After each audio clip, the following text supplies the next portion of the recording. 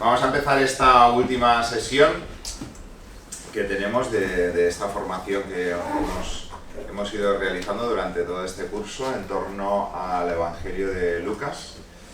El Evangelio de Lucas pues no se agota con estas sesiones, pero ojalá que don Ricardo pues nos haya provocado para seguir profundizando, nos haya metido ahí la curiosidad por poner la Sagrada Escritura y concretamente los Evangelios, este Evangelio en un lugar importante, porque de lo que se trata, lo que está en el origen de todo esto es que la Sagrada Escritura y los Evangelios pues tengan su lugar, que no es cualquier lugar, ¿no? No podemos construir comunidad cristiana, no podemos construir iglesia si no tenemos un mínimo de formación en todos los sentidos, pero la formación de la Sagrada Escritura es básica, ¿no? Entonces, desde esta convicción hace tiempo que estamos realizando esta formación bíblica, antes con San Pablo, ahora con San Lucas. Ojalá que los hechos se complemente esto con los Hechos de los Apóstoles también de San Lucas, pero bueno, queremos acabar este curso de la mejor forma posible, siempre agradeciendo a don Ricardo que podamos contar con toda su sabiduría y su saber contar lo que sabe, y nosotros encantados. Gonzalo, el párroco, no puede estar. Algunos lo habéis visto en cómo estaba esta tarde, que han estado de exámenes, ¿no? Exámenes y ha estado con don Ricardo, pues está con fiebre y no puede hacerse presente, ¿vale? Lo excusamos.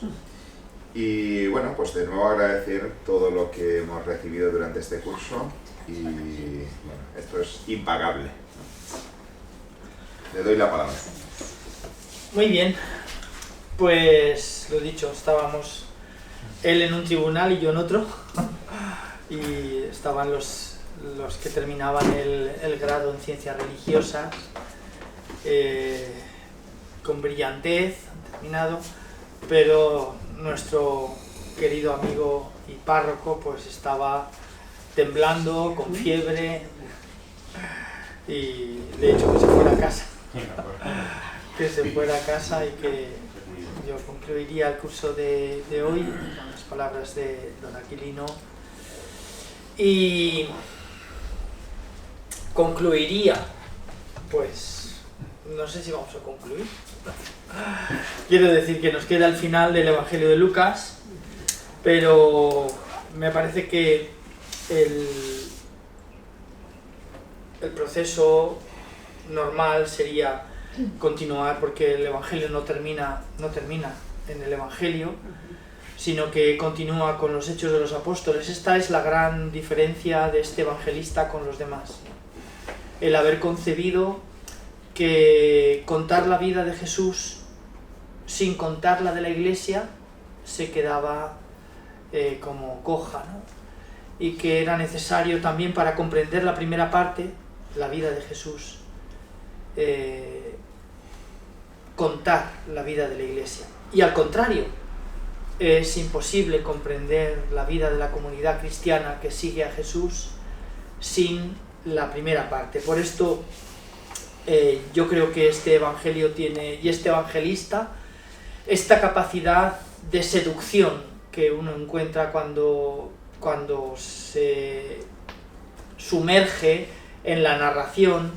Él sí que es un experto en el arte de contar a Jesús. De hecho, hay un libro del que sobre todo envidio el título, que es ese, Contar a Jesús,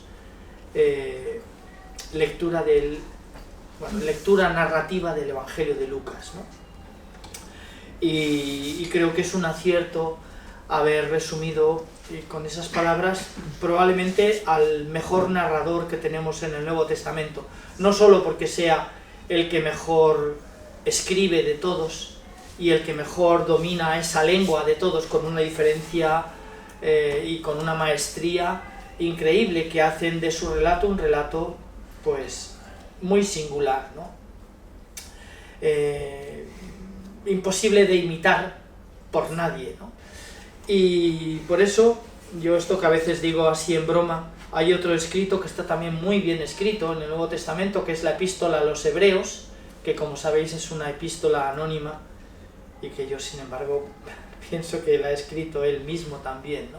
El mismo que ha escrito el tercer Evangelio y los Hechos de los Apóstoles. La misma maestría en el uso de esa lengua, el griego de la época de Alejandro Magno, que se populariza y que hace muchos cambios en la forma de las palabras, en el significado de esas palabras, en el modo de relacionar unas con otras, eso que llamamos sintaxis, ¿no? Relación con. Y bueno, pues por eso digo que no solo porque estoy seguro de que no nos va a dar tiempo a ver el capítulo 24, que es el último, y que en el relato de San Lucas cuenta la resurrección a través de 3 relatos de aparición, ¿no?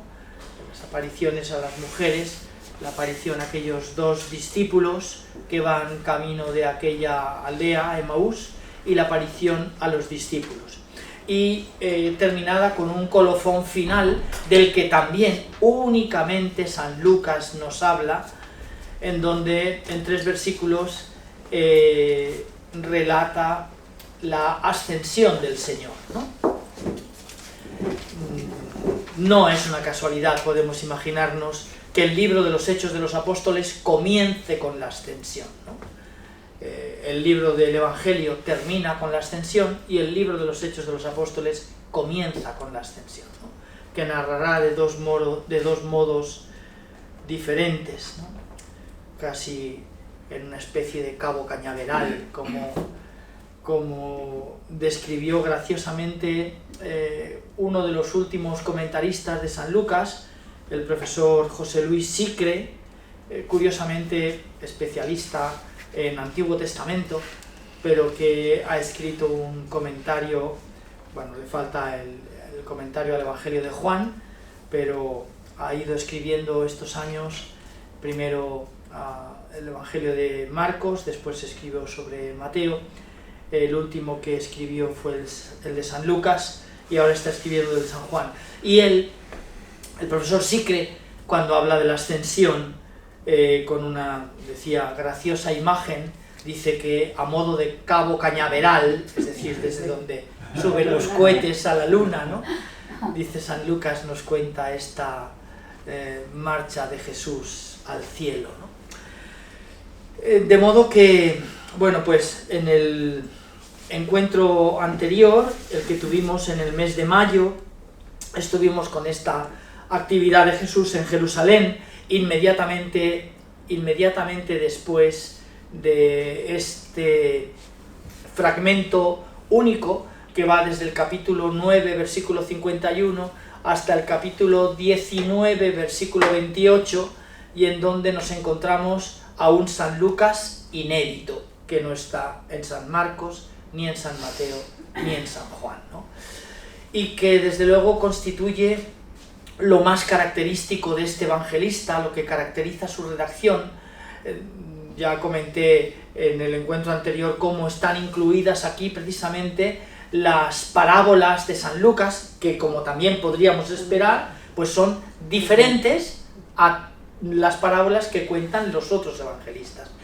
Y las que cuenta, que ya han contado los otros, lo hace con y puse el ejemplo, si recordáis, de la oveja perdida, ¿no? Aquel pastor que pierde entre las 100 ovejas que tenía, deja las 99 en el desierto. ¿Quién lo haría, no? Esperando volver y encontrarlas, ¿no? Después de haberse ido a buscar.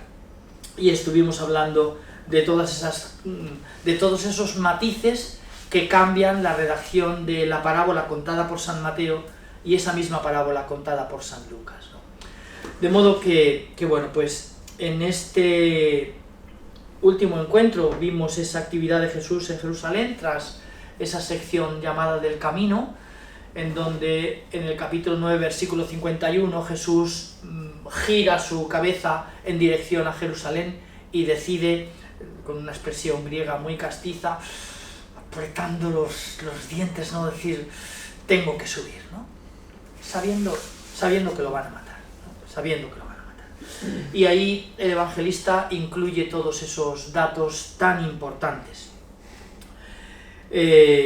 Tras esa conclusión de esa sección del camino, está lo que vimos el día pasado, en donde nos encontramos el camino que Jesús hace en el último tramo, desde Jericó hasta el Monte de los Olivos, invirtiendo el relato de una de sus más famosas parábolas. Bajaba un hombre de Jerusalén a Jericó, de la parábola del buen samaritano. Pues aquí es el camino contrario, de Jericó al Monte de los Olivos, ¿no? De Jericó a Jerusalén, pasando por esa otra ladera del Monte de los Olivos que nos lleva hasta esa casa de amigos de Jesús tan queridos para él, que vivían en Betania, Marta, María y Lázaro. El lamento por Jerusalén, la purificación del templo, no me voy a detener porque todo eso lo comentamos ya, así que dejaré un momentín, un espacio, simplemente recordar lo que vimos por si hay alguna pregunta. De hecho, probablemente no hayamos terminado de ver todo lo que yo creía que sí que veríamos por la orientación que le hemos dado, pero bueno, creo que está bien que en estos encuentros que hemos tenido estos meses hayamos dejado tanto espacio también al diálogo y a las preguntas y a las aportaciones de todos. Creo que esto lo que ha hecho de verdad ha sido enriquecer el curso.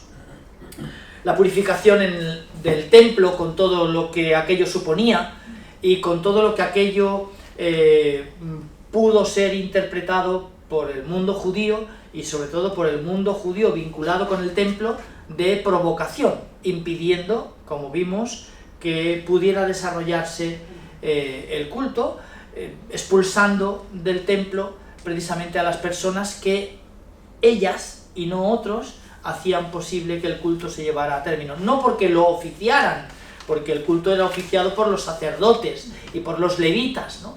Pero eran ellos quienes tenían que cambiar la moneda de curso legal romana con la efigie del César por la moneda acuñada por el templo. Eran ellos quienes proporcionaban los animales que serían sacrificados, etcétera, etcétera, etcétera. Luego los debates que tienen lugar en el templo y que giran alrededor de la autoridad de Jesús, el capítulo 20, una de las parábolas que cuenta y que son comunes también a otros evangelistas, esa parábola de los viñadores homicidas, ¿no? Con esa imagen también tan importante que tiene para la Sagrada Escritura, la imagen de la viña y que representa al pueblo de Israel, ¿no? Y cómo estos viñadores homicidas que matan a los que el amo de la viña envía, ¿no? El tributo al César, que no hace más que ratificar y clarificar, por si no había quedado claro, el gesto de la purificación en el templo, que la moneda de curso legal tenía la efigie del César, ¿no? Y por eso, aprovechando esa pregunta trampa que le hacen los que quieren poner en dificultad a Jesús con su respuesta, diera la que diese, si decía afirmativamente que sí, que había que pagar el impuesto, mal; si decía que no, también mal, ¿no? Y bueno, pues Jesús no contesta, sino simplemente les pregunta de quién es aquella efigie que tiene la moneda, ¿no?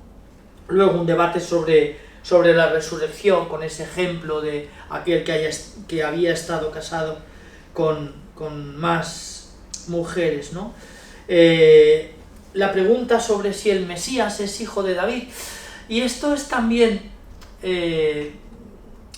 algo importante, porque cualquiera de nosotros respondería, pues claro, el Mesías tenía que ser de la familia del David, ¿no?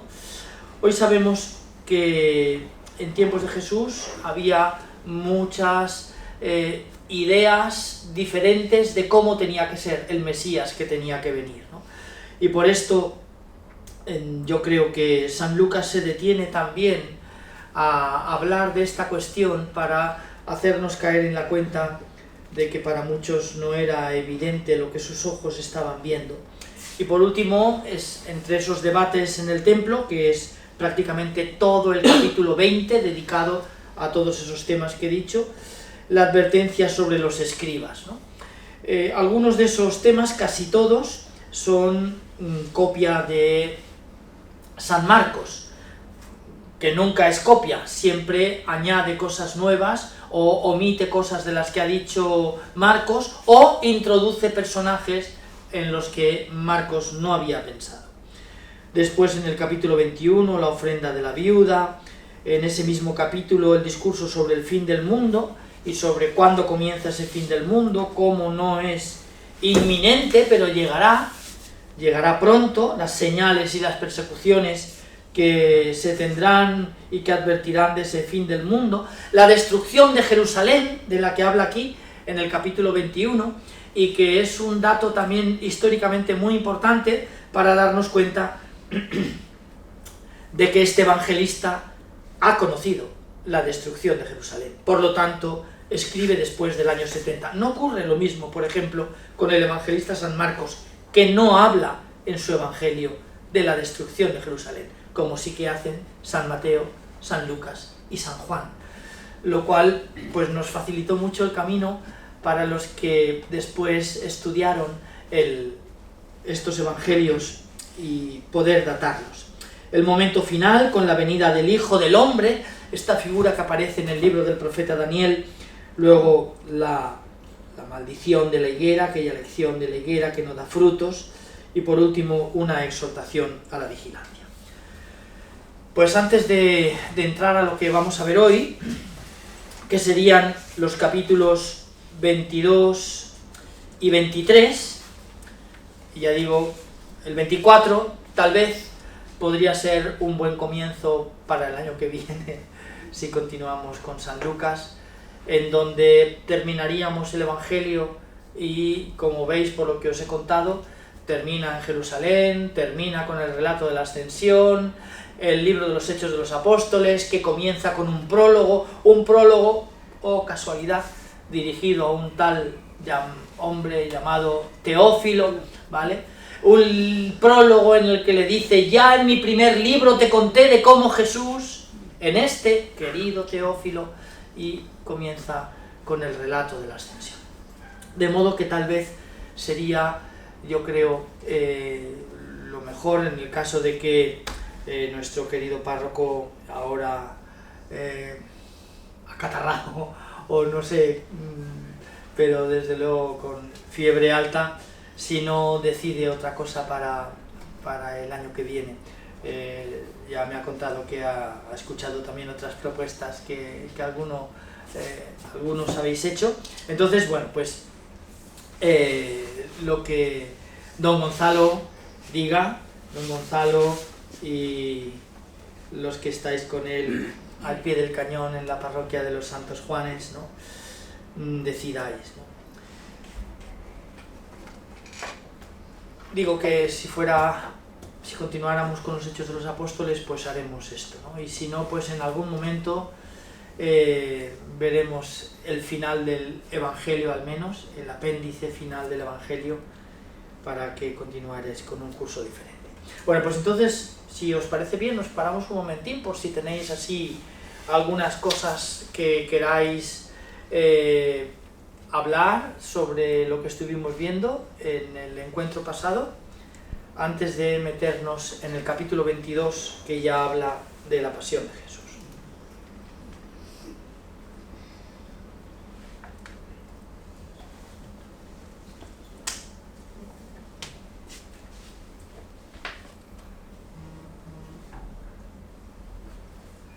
¿Nada? Bien, pues vamos a... Bueno, de todos modos, ya también creo que en esa actividad de Jesús en Jerusalén estuvimos con ella también 2 sesiones, la de abril y la de mayo, de manera que, bueno, le hemos dedicado tiempo suficiente. La pasión, como digo, la pasión según San Lucas es una pasión singular por muchas razones, después del discurso del fin del mundo, que nos hemos encontrado al final del capítulo 21, al final del capítulo 21, y hemos visto que San Lucas ha dejado a Jesús alternando en el templo con los doctores de la ley de nuevo, donde enseña a la gente, y ha dejado a Jesús por la mañana y durante el día en esa actividad en el templo y debatiendo, pero por las noches y todas las noches retirándose al Monte de los Olivos. Bueno, esto tampoco es una casualidad de San Lucas, que como vemos es una de las características que él resalta a lo largo de todo su evangelio. Este Jesús, que es verdad, actúa, es decir, realiza estas obras extraordinarias que todos quedan impactados por ella y se preguntan quién es este hombre, o este Jesús que debate y en sus debates cuestiona pues cosas incuestionables o que hasta ese momento nadie se había atrevido a cuestionar, o que recoge textos bíblicos y les da una nueva interpretación, me refiero a textos de las Escrituras, del Antiguo Testamento. Y digo que esta es una característica de este evangelista de un modo muy pronunciado, el hecho de contar a Jesús así durante el día, o bien haciendo estas obras extraordinarias, milagros, o pronunciando discursos, pero durante la noche siempre retirándose a la paz del Monte de los Olivos, en este lugar que bueno, cuando vayáis allí, recordad esa gruta que la llamamos así, la gruta del prendimiento, y que sabemos que estaba pues a una distancia como de un tiro de piedra. Esto es la exactitud con la que la describen, ¿no? Claro, depende de quién tirara esa piedra, ¿no? Si fuera el rey David con su honda, pero lo cierto es que es un lugar que está muy cerquita del jardín de Getsemaní.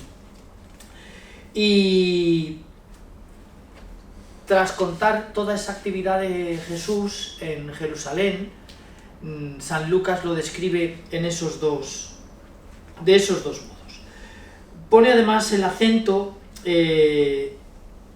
siguiendo de nuevo a San Marcos, pone el acento en lo que San Marcos no dijo, o en lo que San Marcos dijo, pero Lucas lo cuenta de otra manera. De modo que si aquí, que volvemos a encontrarnos a un San Lucas que sigue el Evangelio de San Marcos como guión, ¿vale? Y bueno, pues ese es otro ejercicio interesante, ¿no? Un ejercicio que es fácil de hacer, y es cogerse el Evangelio de San Marcos y el de San Lucas e ir leyéndolos simultáneamente, ¿no? Y entonces es donde uno advierte todo esto que hemos estado viendo durante todo el curso, ¿no? Como después de los dos primeros capítulos, los capítulos donde San Lucas cuenta el anuncio del nacimiento de Jesús, el nacimiento de Jesús y lo que viene inmediatamente después del nacimiento de Jesús, contado además en paralelo con Juan el Bautista, como vimos, y el relato de Marcos, que comienza, como sabéis, a orillas del río Jordán, en donde Jesús va a ser bautizado por Juan el Bautista, que es lo que cuenta San Lucas en el capítulo 3, ¿no? De modo que desde el capítulo 3, versículo 1, hasta el capítulo 9, versículo 50, pues San Lucas lee a San Marcos, ¿vale? Lee a San Marcos y lo vuelve a contar, ¿no? Luego, este gran paréntesis, ese gran inciso que hemos dicho, Lucas 9:51 a Lucas 19:28, la sección del camino, el camino de Jesús hasta Jerusalén, donde Lucas cuenta todo, un evangelio absolutamente diferente, fresco, ¿no? Con toda una serie de características, un Jesús que nos habla de un Dios que no quiere sacrificios, sino que quiere la misericordia y un corazón misericordioso, un Jesús que cuenta unas historias sobre Dios, en la que nos aparece un Dios con un rostro distinto del que incluso contaban el resto de evangelistas, ¿no? Distinto me refiero a esos matices, ¿eh? No me refiero a que diga cosas extrañas ni muchísimo menos. Un Jesús que da un papel protagonista a las mujeres en el grupo de Jesús. Un Jesús que da un papel protagonista a María, la Madre del Señor. Un Jesús que está constantemente en oración, ¿vale? Un Jesús que tiene un papel primordial en su vida, este Espíritu de Dios del que habla, ¿no? Y nos vemos a un Jesús que está lleno del Espíritu, ¿no? Un Jesús que es universal en su mensaje, un mensaje que no se detiene en el mundo judío. Bueno, todo esto en esos capítulos. Y ahora que estamos al final del capítulo 22,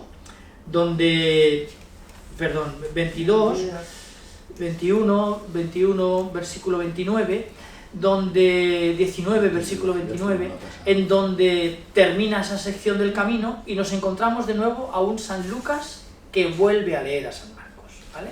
Y lo vuelve a leer en la Pasión. Claro, la Pasión en San Marcos comienza enseguida, ¿vale? Es un evangelio muy breve, como vimos, y bueno, pues se trata de unas omisiones importantes que van a caracterizar el relato de Lucas. Por ejemplo, San Lucas no cuenta en la Pasión según San Lucas no cuenta la flagelación de Jesús, ¿no? En la que, bueno, pues Marcos, Mateo y Juan, sobre todo, se detienen, y Mel Gibson en su película, que también lo hace no tanto siguiendo el relato evangélico cuanto el de los historiadores y arqueólogos, ¿no? Contándonos estos detalles tan violentos que tenían lugar. Pero San Lucas nos cuenta una pasión en donde está ausente la flagelación. Y una cuestión muy importante, nos cuenta una pasión en donde las primeras palabras de Jesús en la cruz no son, como sucede en Marcos y en Mateo, Dios mío, ¿por qué me has abandonado? Estas palabras tampoco están, y yo no creo que sea una casualidad, yo creo que San Lucas directamente las ha dejado de lado, ¿no? Porque sí que las dice Marcos. Y en cambio, pues San Lucas las omite. Y San Lucas las omite para que las primeras palabras que Jesús pronuncia en la cruz tengan que ver también con otro de los rasgos característicos del relato de San Lucas, el perdón. Y Jesús en la cruz, las primeras palabras que pronuncia son: Padre, perdónalos, porque no saben lo que hacen, ¿no? Unos añadidos importantes en estos nuevos personajes de la Pasión: el criado al que un discípulo le corta la oreja en el momento del prendimiento, Herodes Antipas, que está deseoso, Herodes, uno de los hijos del rey Herodes el Grande, deseoso de ver un milagro de Jesús, las mujeres que lloran por Jesús, ¿vale? Y que, como digo, forma parte de este protagonismo que Jesús les da. El buen ladrón, que en el relato de Lucas, y solo en él, le hace una recomendación, que se acuerde de él cuando llegue a su reino, ¿no? Acuérdate de mí cuando llegues a tu reino. Y esa recriminación, además, que le hace al otro ladrón que crucifican a su lado, y que solo por el nombre de los evangelios apócrifos recordamos sus nombres, Dimas y Gestas, pero que no están en ninguno de los evangelios canónicos, ¿no? Sino solo en el relato apócrifo de algunos evangelios.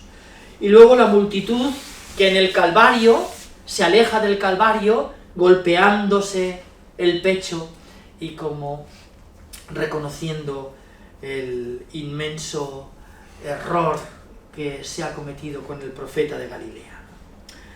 Probablemente, pues ya digo, estos personajes que San Lucas añade al relato de Marcos y que no son indiferentes porque le sirven para contar determinados aspectos de la pasión de Jesús que San Lucas considera que no están suficientemente explícitos en el Evangelio de San Marcos.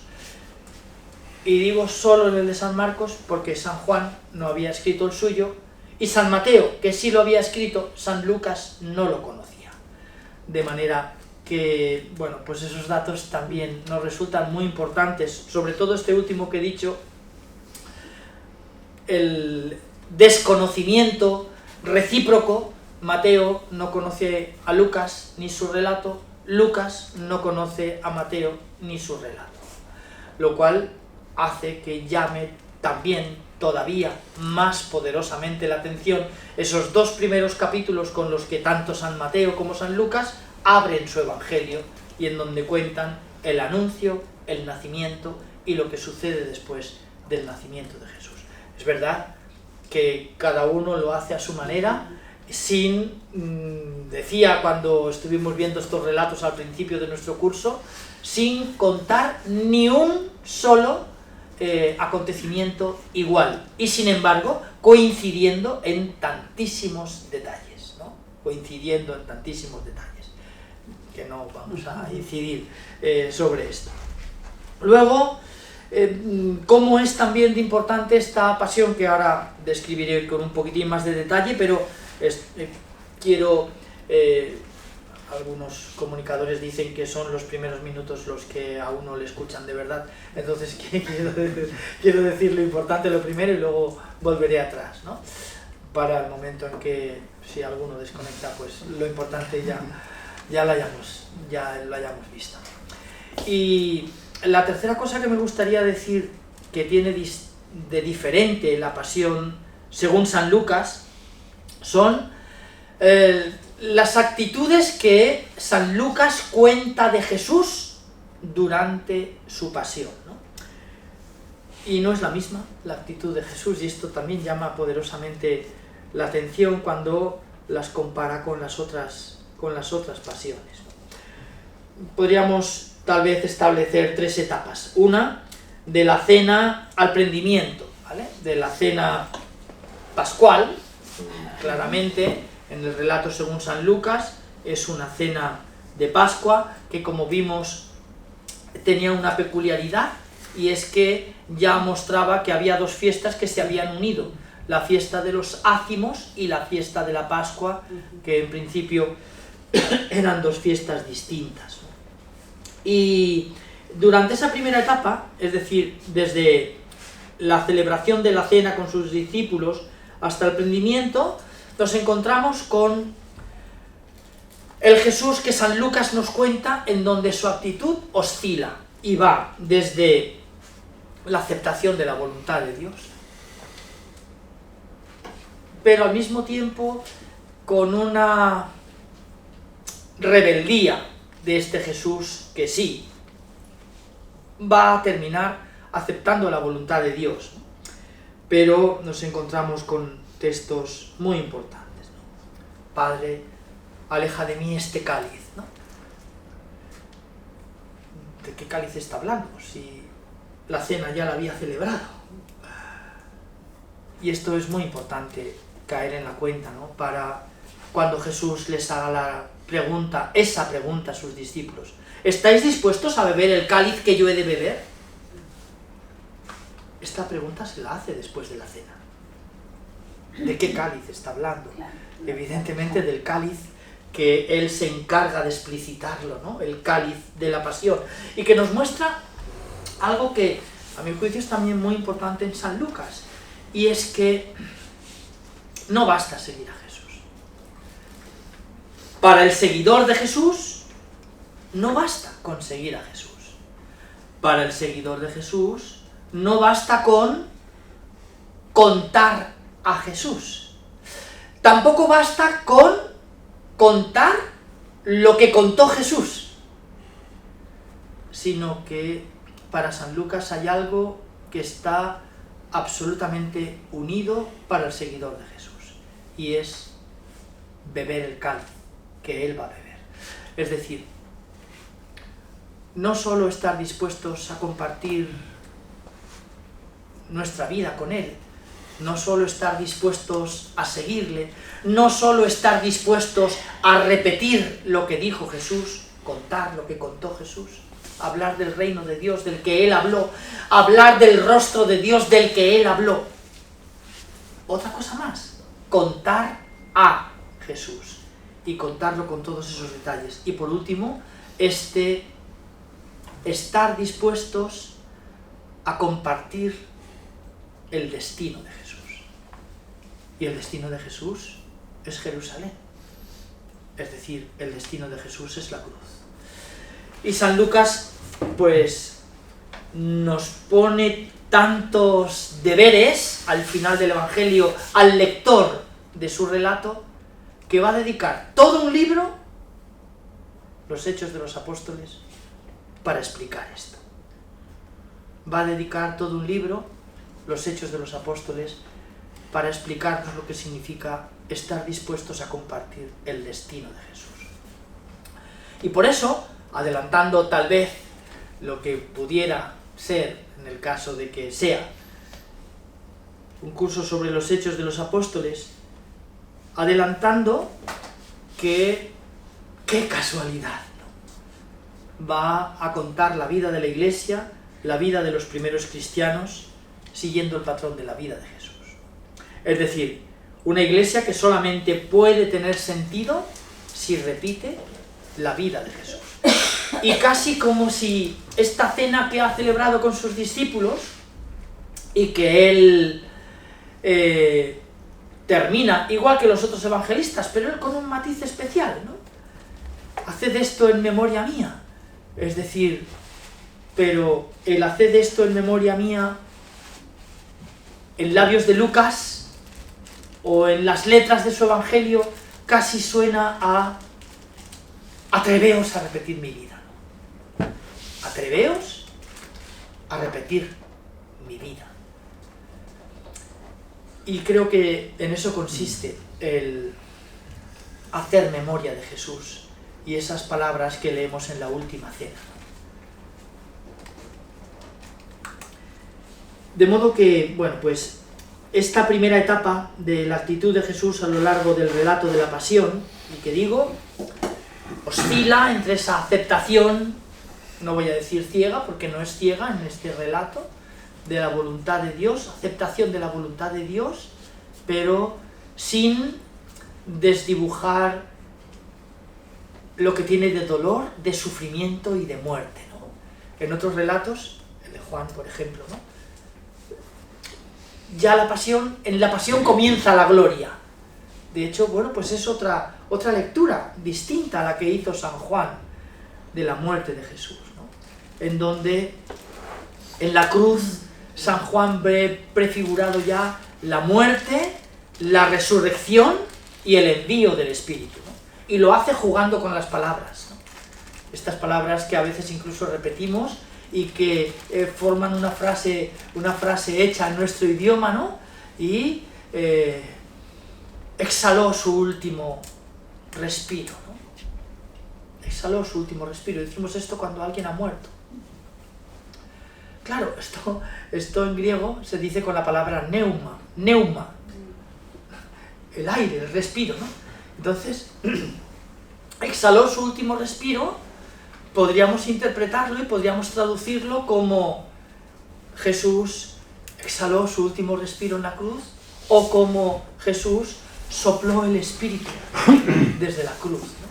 Bueno, pues esta no es la lectura que hace San Lucas. Como vemos que si San Juan, por ejemplo, es todo un acontecimiento, casi diríamos en San Juan la liturgia está toda junta, ¿no? Es San Lucas el que se encarga de la pasión, la resurrección, la ascensión, Pentecostés, ¿vale?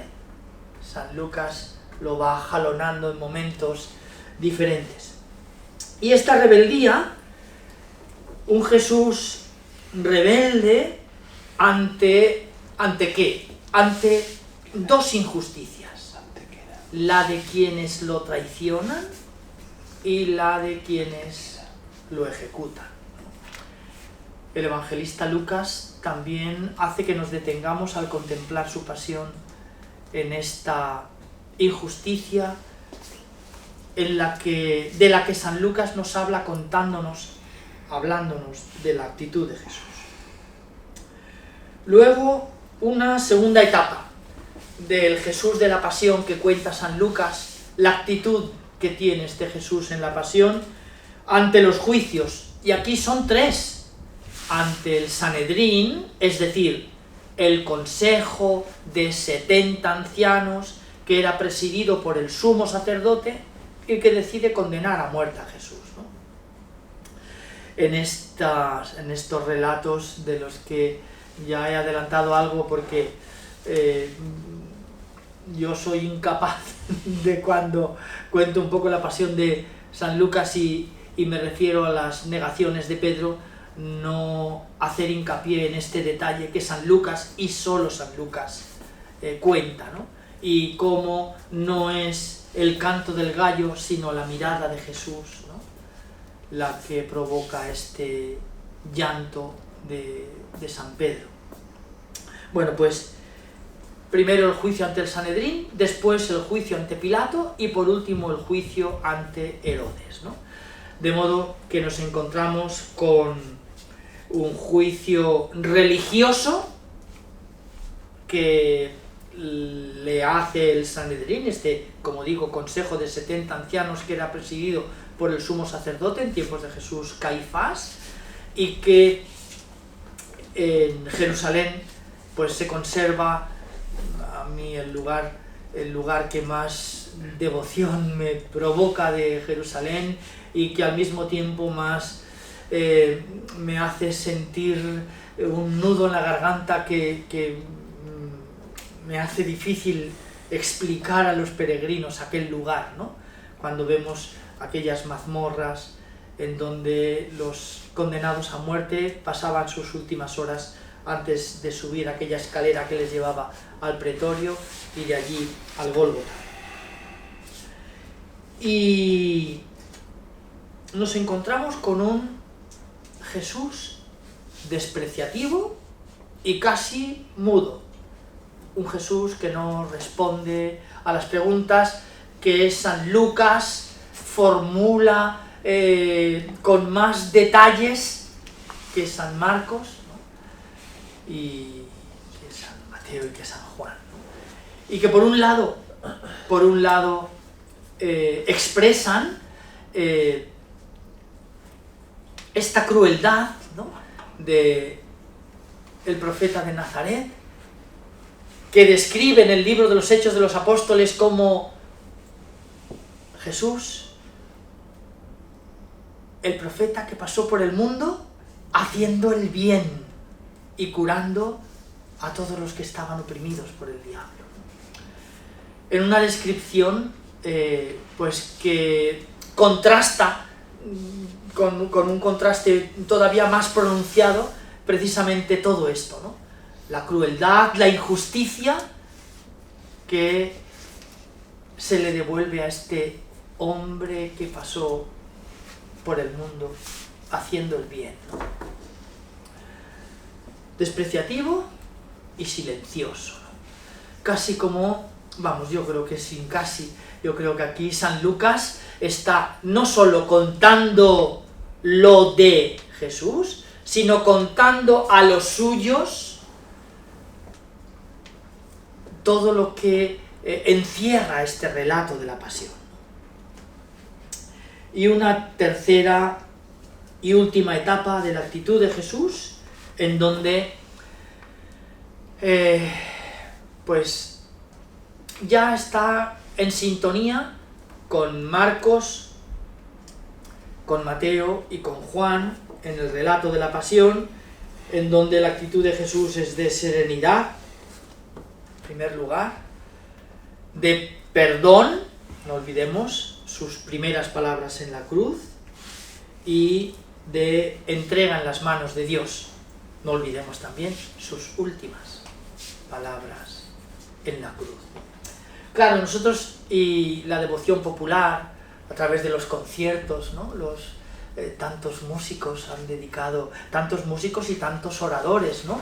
El sermón de las 7 palabras, ¿no? Algo que a mí me apasiona, esta recopilación que hizo la espiritualidad cristiana de reunir las 7 palabras de Jesús en la cruz, pero claro, 7 palabras que no pronuncia en ninguno de los 4 evangelios las 7, ¿no? Sino que las tomamos, estas de Marcos, estas de Mateo, estas de Lucas, estas de San Juan, ¿no? Y es también muy curioso ver cuáles son las palabras que cada evangelista pone en labios de Jesús en la cruz. Bueno, pues esto es lo importante que quería decir. ¿Y qué textos concretos tiene este relato de la pasión según San Lucas? Pues lo primero, los primeros 6 versículos del capítulo 22. Y esos primeros 6 versículos del capítulo 22, en donde San Lucas recoge el complot contra Jesús. San Juan dedica todo un capítulo, el capítulo 11 de su evangelio, en donde hay un diálogo entre Jesús y el Sanedrín, un diálogo que termina con una pregunta: ¿eres tú el Hijo del Altísimo? Y Jesús le responde: yo soy. Pero como ya hemos repetido varias veces, no es yo soy Ricardo Lázaro, ¿no? Sino yo con mayúsculas, soy con mayúsculas. Es decir, Heyech, Asher, Heyech. Aquellas palabras que Moisés escuchó en aquella voz que le habló desde la zarza que ardía sin consumirse y en donde Dios le revelaba su nombre.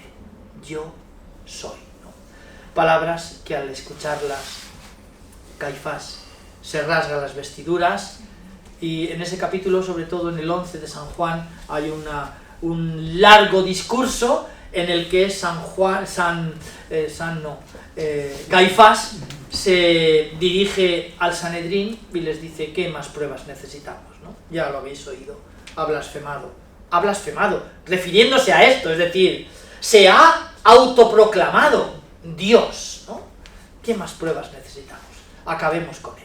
No vaya a ser que los romanos se enojen contra nosotros y nos destruyan el lugar sagrado.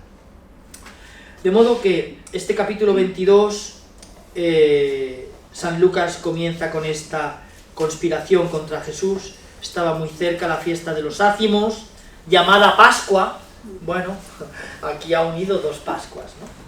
Y es cierto que en tiempos de Jesús estaban unidas las 2 fiestas, pero no las encontramos así, por ejemplo, en el Antiguo Testamento. Y andaban, y fijaros, él lo resume en 2 versículos, y andaban buscando los sumos sacerdotes y los escribas cómo quitarlo de en medio, porque temían al pueblo.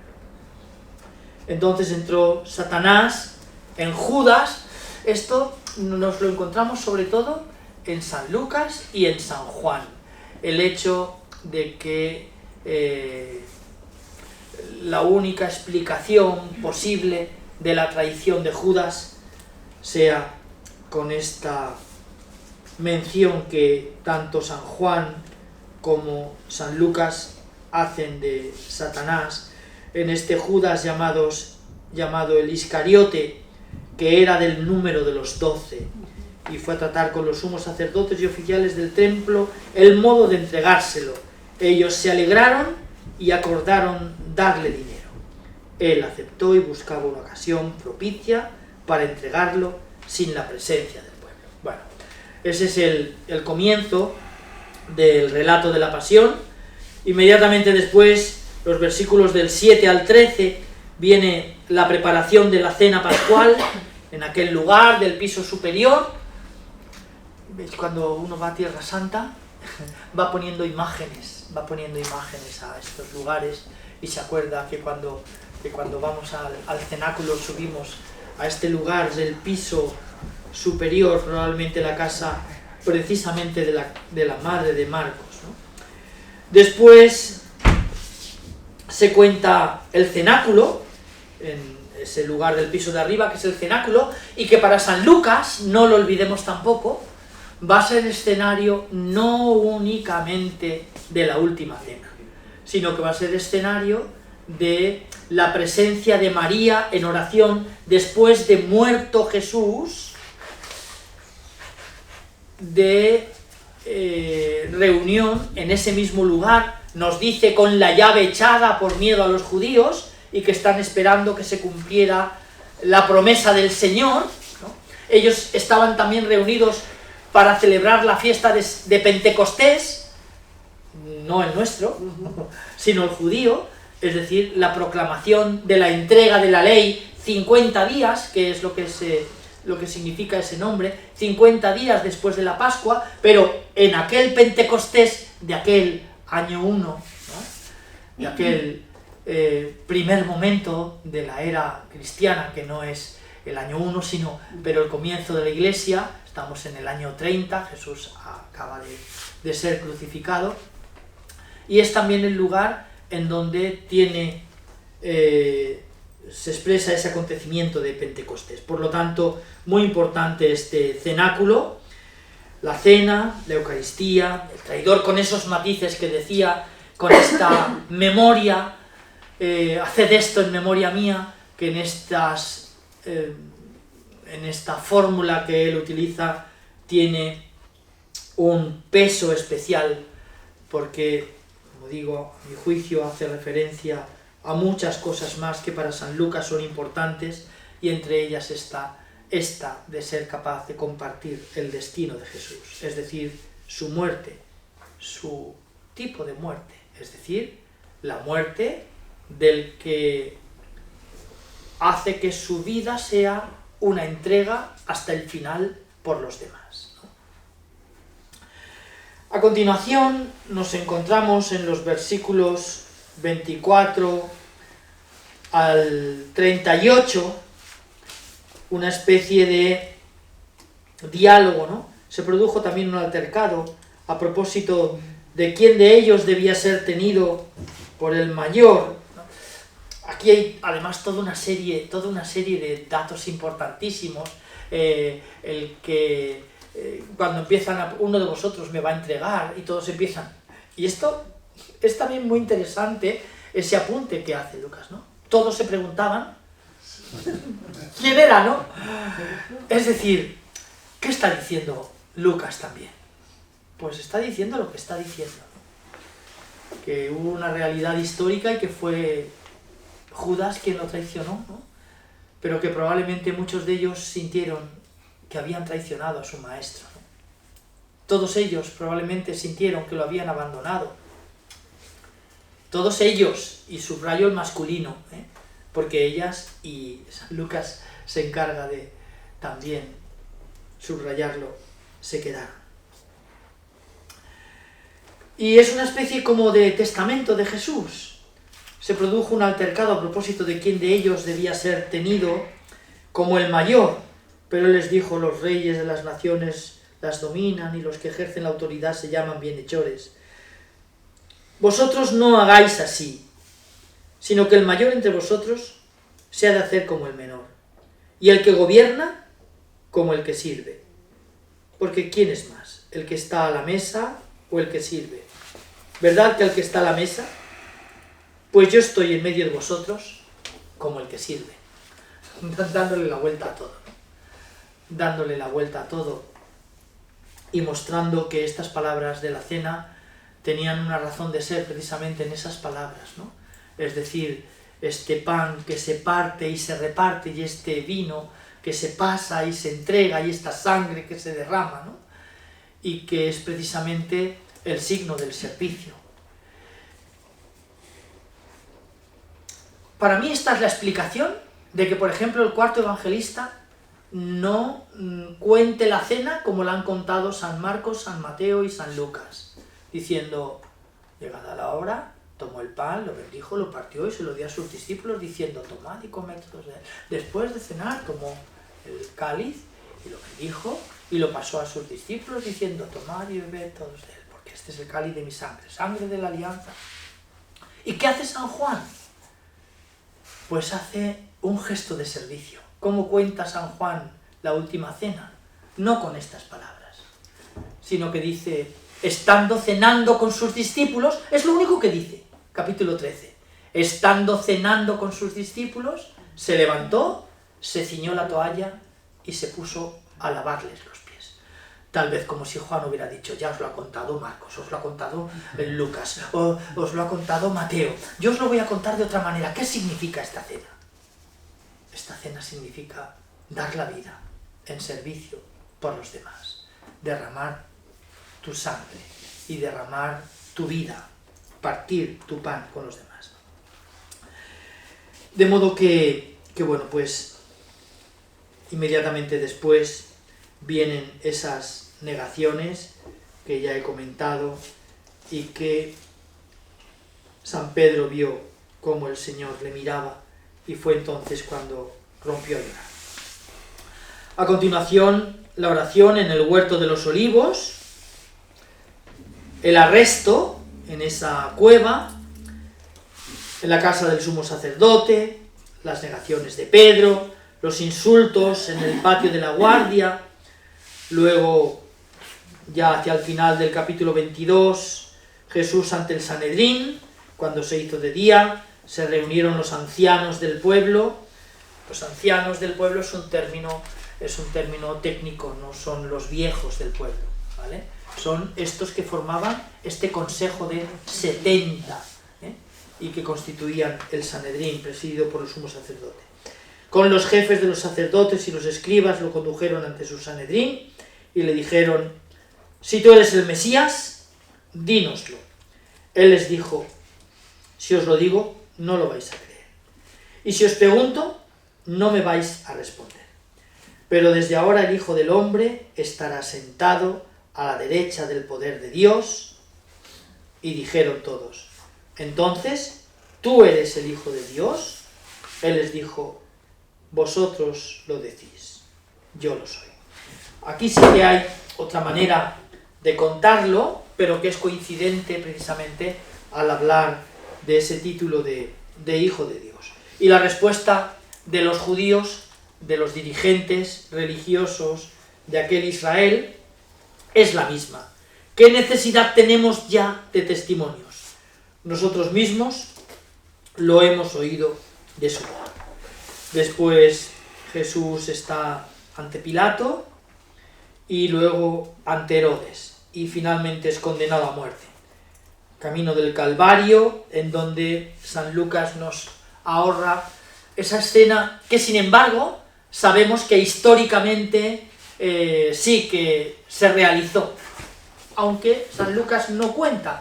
Y bueno, pues este es también un motivo para preguntarnos el porqué, ¿no?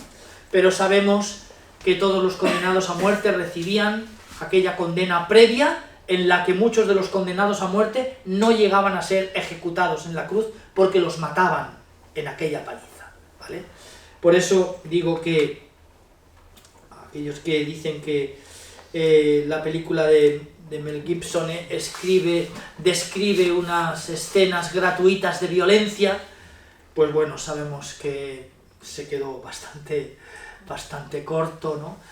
Porque las descripciones que hacen tanto el historiador romano Suetonio como el historiador Tácito, incluso el orador Cicerón, diciendo que aquella muerte, la cruz, era un tormento sanguinario y cruel, ¿no? Y un tormento sanguinario y cruel que venía precedido de aquella paliza terrible con el flagellum, aquel látigo que terminaba en bolas de acero con clavos que desgarraba todo.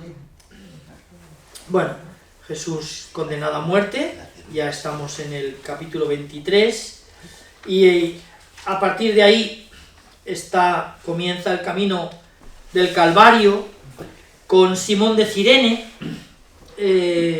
un personaje que ya aparece en San Marcos, con el pueblo y las mujeres de Jerusalén, un añadido que hace San Lucas y que San Marcos no dice, y luego estos dos malhechores de la cruz, en donde, a pesar de que también están en los otros relatos, sin embargo es San Lucas el que les da vida con la descripción que hace de ellos, ¿no?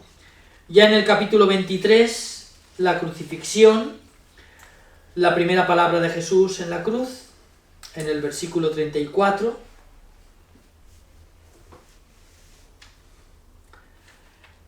Cuando llegaron al lugar llamado la Calavera, Gólgota, lo crucificaron allí, a él y a los malhechores, uno a la derecha y otro a la izquierda. Jesús decía: Padre, perdónalos, porque no saben lo que hacen. Hicieron lotes con sus ropas y los echaron a suerte. El pueblo estaba mirando, pero los magistrados les hacían muecas diciendo: a otros ha salvado, que se salve a sí mismo, si es el Mesías de Dios, el elegido. Se burlaban de él también los soldados que se acercaban y le ofrecían vinagre, diciendo: si eres tú el rey de los judíos, sálvate a ti mismo. Había también por encima de él un letrero, ¿no? Este es el rey de los judíos. Los dos ladrones, uno de los malhechores crucificados, lo insultaba, diciendo: no eres tú el Mesías, sálvate a ti mismo y a nosotros. Pero el otro, respondiéndole e increpándolo, le decía: ¿ni siquiera temes tú a Dios, estando en la misma condena? Nosotros en verdad lo estamos justamente, porque recibimos el justo pago de lo que hicimos. En cambio, este no ha hecho nada malo. Y decía Jesús, acuérdate de mí cuando llegues a tu reino. La segunda palabra que pronuncia. Jesús le dijo: en verdad te digo, hoy estarás conmigo en el paraíso.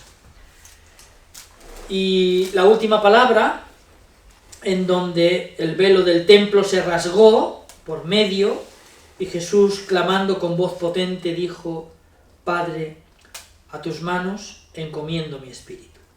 Y dicho esto, expiró. Bueno, pues a continuación nos encontramos con el relato de la sepultura, que describe en 3 versículos, a partir del versículo 50, mostrándonos y hablándonos de esa sepultura perteneciente a José de Arimatea, un miembro también del Sanedrín. Y por último aparecen los versículos 55 y 56, en donde dice: las mujeres que lo habían acompañado desde Galilea lo siguieron, y bueno, habla de ellas solo. Vieron el sepulcro y cómo había sido colocado su cuerpo. Al regresar prepararon aromas y mirra, y el sábado descansaron de acuerdo con el precepto. Bueno, pues lo dejamos aquí. Nos queda ese capítulo 24 que recoge lo que viene después, es decir, cómo cuenta San Lucas la resurrección, que lo hace con estas apariciones y con el relato de la tumba vacía, y además con todos esos datos que vinculan un texto, la segunda parte del Evangelio, que hoy nos la encontramos separada por el Evangelio de San Juan, ¿vale? No fue así hasta antes del año 135, en el que el relato, como muestran los primeros manuscritos, ¿no?, está todo unido. Pero en el año 135, tal vez unos años antes, 125, 135, se reunieron en un único volumen, a modo, este es un Nuevo Testamento, no son los 4 evangelios, pero sí que hay libritos como este que pone los 4 evangelios, ¿no? Pues no somos inventores de nada, eso lo inventaron en el año 135. Y en el año 135, al unir los 4 relatos que llevaban el mismo título, sin más, Evangelio de nuestro Señor Jesucristo. Buena noticia de nuestro Señor Jesucristo. Hizo necesario distinguir las 4, ¿no? Y la que se leía en Roma se le añadió según San Marcos, la que se leía en Antioquía de Siria se le añadió según San Mateo, y las 2 que se leían probablemente en Éfeso se les añadió, a una según San Lucas, a la otra según San Juan. Y esta segunda parte, que no tienen ni Marcos, ni Mateo, ni Juan, pues fue entonces arrancada del Evangelio y puesta detrás, en el lugar que la leemos hoy, el libro de los Hechos de los Apóstoles. Pero como digo, y como sabemos hoy bien, pues se trata de un único relato en dos libros, y San Lucas pues dejó muchas evidencias de todo esto. Bueno, pues nada más. Lo dejamos aquí y no sé si tenemos tiempo a preguntas o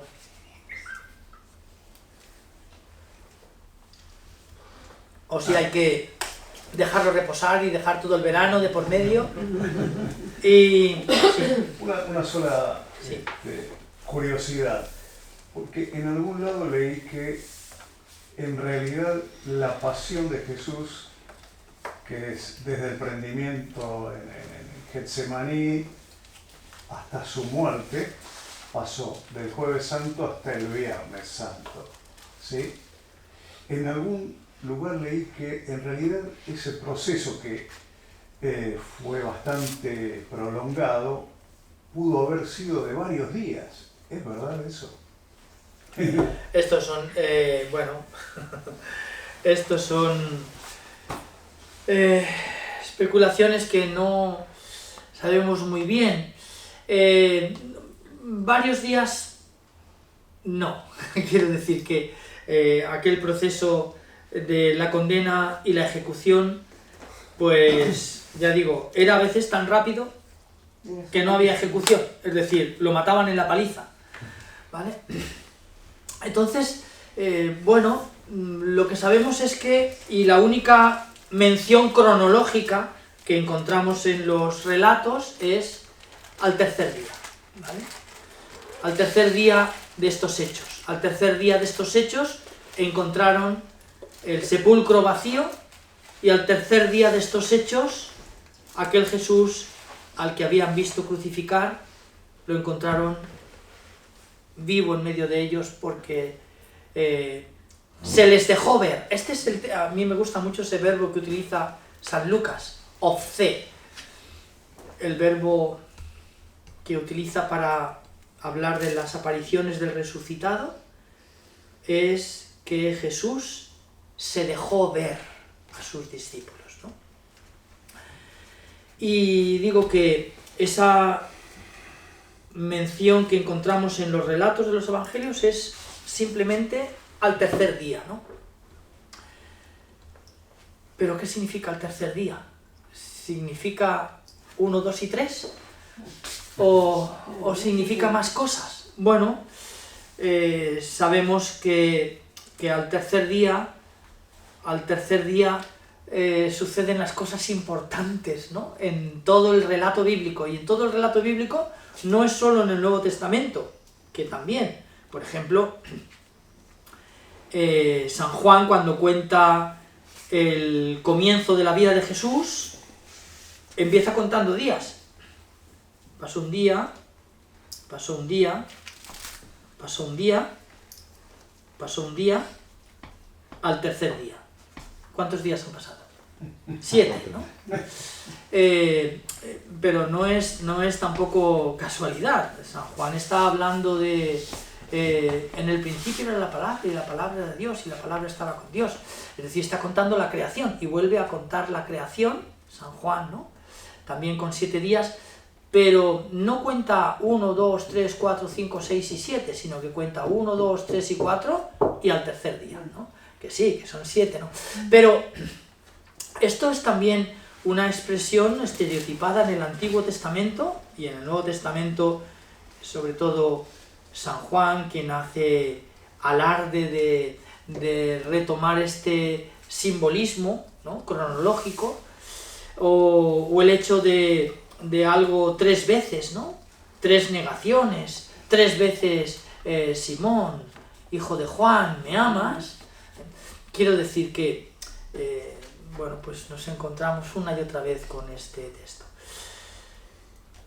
La Iglesia, evidentemente, y toda la tradición cristiana, de manera unánime, oriental, occidental, y en todas sus confesiones, lo ha interpretado siempre este relato de esta manera, ¿no? Que es como lo celebramos en la liturgia. Es como lo celebramos en la liturgia. El día del Viernes Santo, la muerte de Jesús, el Sábado Santo, el día del gran silencio, ¿no? Y de la sepultura, y a la espera de este tercer día, que es el día primero de la semana, ¿no? Y que evidentemente la Iglesia celebra el domingo, porque viene después del séptimo día, que es el sábado, ¿no? El séptimo día para el judaísmo es el Shabbat. Entonces, bueno, ¿podemos decir algo más? Bueno, sí, podemos decir muchas cosas, pero muchas cosas que nos llevarían también a especular o a hacer muchas especulaciones con algunas de ellas, ¿no? Algunas especulaciones que tienen más sentido que otras, pero en cualquier caso, bueno, pues ahí, a diferencia de lo que ocurre con otros, y somos afortunados en el relato de la pasión, porque a diferencia de lo que ocurre con el del nacimiento, en el relato de la pasión sí que tenemos otros relatos que comparar con los evangelios, ¿no? Tenemos relatos judíos, ¿vale? Tenemos relatos griegos, tenemos relatos romanos y tenemos mucha información, pero no tenemos información que describa cuántos días pasaron en el caso de Jesús. Sí que tenemos información de cómo solía ser, y por eso digo que la información que tenemos de cómo solía ser es bastante ajustada a como los evangelios describen. Un día la ejecución, otro día la sepultura, y bueno, el tercer día es una novedad absoluta. Ningún relato judío, ni romano, ni griego describe este hallazgo de la tumba vacía, ¿no? Y esta es la gran novedad cristiana y la gran novedad del mensaje cristiano, el hallazgo del sepulcro vacío como un modo diferente. No olvidemos, de hecho, nuestros primeros coloquios empezaron siendo coloquios nocturnos con San Pablo, que es el primero que escribe, 2 décadas antes, por lo menos, que San Lucas. Por lo menos, si no son más, yo creo que son más. Pero bueno, San Pablo es el primero que escribe, es el primer escritor cristiano, y él cuenta la resurrección de manera distinta. Él la cuenta con credos, por ejemplo. Os transmito, hermanos, 1 Corintios, capítulo 15, versículos 3, 4, 5, 6, 7 y 8, ¿no? Os transmito, hermanos, lo que yo a mi vez recibí, que Cristo el Señor murió por nuestros pecados según las Escrituras, que fue sepultado, que se apareció, primero a Cefas, después a Santiago, después a mujeres, después a más de 500 hermanos, por último a mí, a Pablo, claro, y que resucitó de entre los muertos al tercer día, según las Escrituras, porque hasta en eso es según las Escrituras, porque las Escrituras hablan de estos 3 días, ¿no? En tantas cosas de la historia del pueblo de Israel, para nuestra salvación. ¿Cómo más cuenta San Pablo la resurrección de Jesús? Esto es un credo, ¿vale? Hay muchos credos dispersos. Este es el primero, el más antiguo de todos, el del capítulo 15 de la primera carta a los Corintios. Luego hay algunos que son todavía más breves y que son bastante distintos del credo que ha ido engordando, ¿no? Conforme fueron pasando los siglos. ¿De qué otra manera cuenta San Pablo la resurrección? Con himnos, por ejemplo, el de la epístola a los filipenses. Cristo Jesús, a pesar de su condición divina, no hizo alarde de su categoría de Dios, ¿no? Al contrario, tomó la condición de siervo. Un himno que se utilizaba en la lectura. De modo que al nombre de Jesús toda rodilla se doble en el cielo, en la tierra, en los abismos, y toda lengua proclame, Jesucristo es Señor, para gloria de Dios Padre, ¿no? O el capítulo 1, a partir del versículo 15 de la epístola a los Colosenses. Pero ¿cómo la cuenta los evangelistas, la resurrección? Con 2 tipos de relatos. Con los relatos de la tumba vacía y con los relatos de apariciones del resucitado. no tenemos credos, no tenemos himnos, tenemos esas narraciones que nos hablan, y en el relato de San Lucas pues tiene este colorido especial, ¿no?, del que hemos hablado y que hemos escrito. Bueno, pues nada, muchas gracias a vosotros por vuestra fidelidad aquí de venir todos estos días, mes tras mes, y nada. Muchas gracias. Pues